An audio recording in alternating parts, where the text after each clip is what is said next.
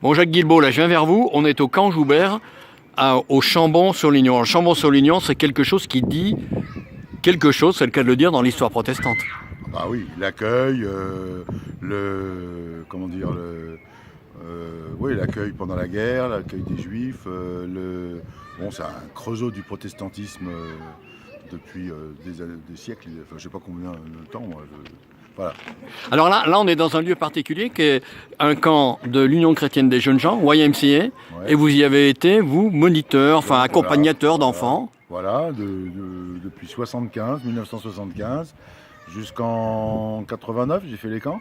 Et puis après, j'ai assuré avec les collègues du comité l'entretien, l'accueil de ce lieu emblématique des unions chrétiennes de jeunes gens. Qu'est-ce que ça représente justement? Vous parlez de lieu emblématique, ça veut dire quoi? Bah, depuis donc le camp Joubert, il a été créé en 1941.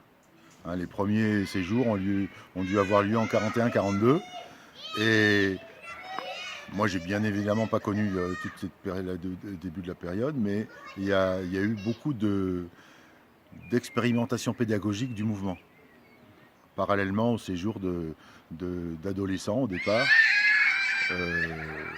Et donc, parallèlement à ces camps-là, il y avait dans les chalets là au-dessus, il y avait des animateurs qui se formaient et qui ont développé une pédagogie assez particulière des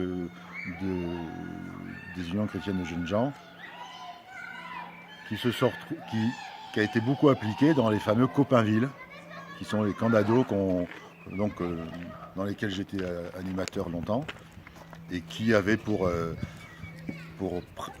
projet de développer l'esprit civique des jeunes, l'initiation à la démocratie, puisque donc on vivait comme dans une ville avec des délégués, un maire, Et des ministres, il paraît? des ministres. Là, Vous avez été ministre. Les animateurs, on s'appelait les ministres. Voilà. Ça veut dire chargé d'un ministère en fait. Ouais.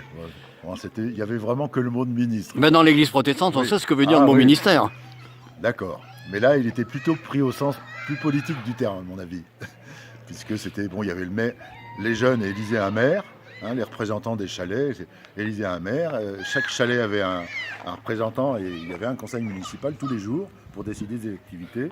Et donc les animateurs, au lieu de s'appeler animateurs, s'appelaient ministres, étaient là pour donner les limites de ce qu'on pouvait décider, de ce qu'on pouvait faire. Enfin voilà, c'était la bonne école de démocratie. Cette présence protestante, c'est ma dernière question, ça peut se perpétuer? Oh oui.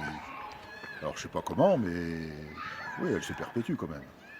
Et là, bon, la majorité des gens qui continuent à s'occuper du camp Joubert sont franchement d'origine protestante quand même.